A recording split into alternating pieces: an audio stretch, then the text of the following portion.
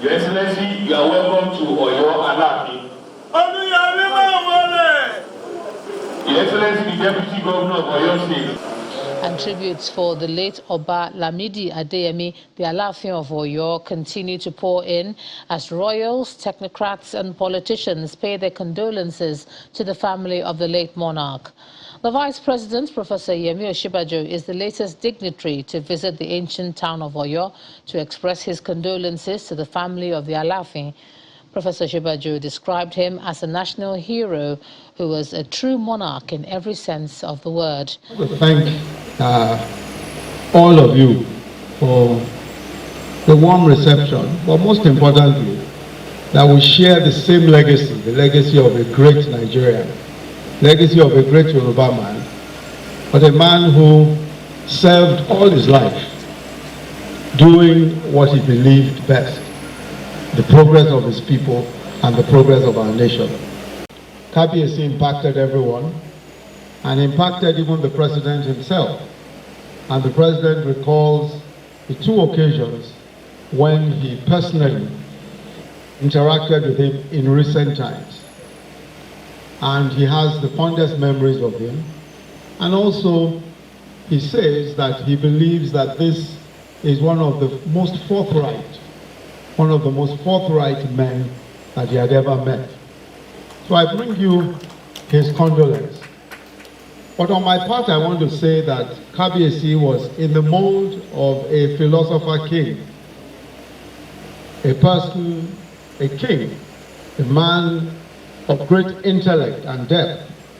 He was not just a king, he was a philosopher as well.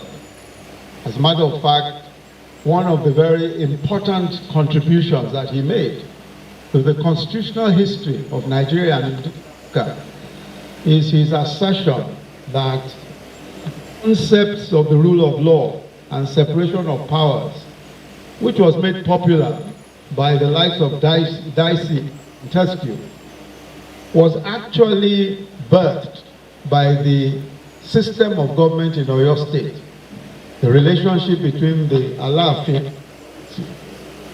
And that was the first example of concept of separation of powers and the concept of the rule of law.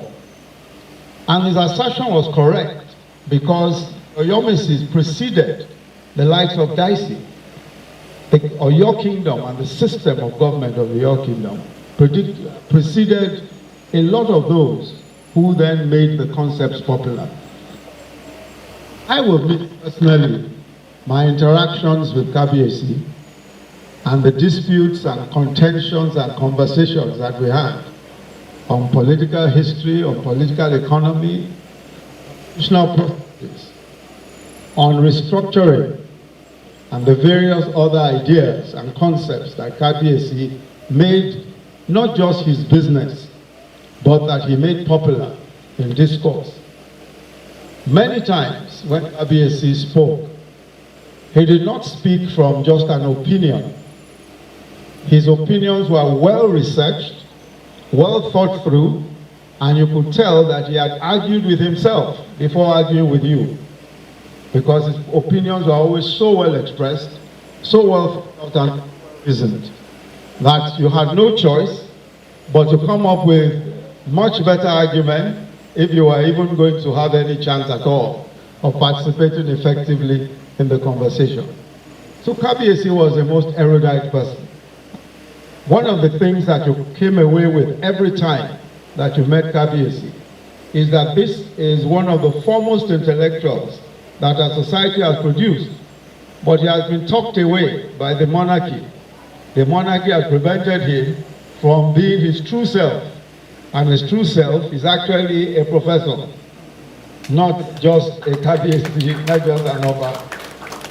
But I'm happy, very, very happy, that he also had the discipline of writing down his thoughts and writing down his opinions, so that generations to come will benefit from his deep knowledge and will benefit from his erudition and his great intellect.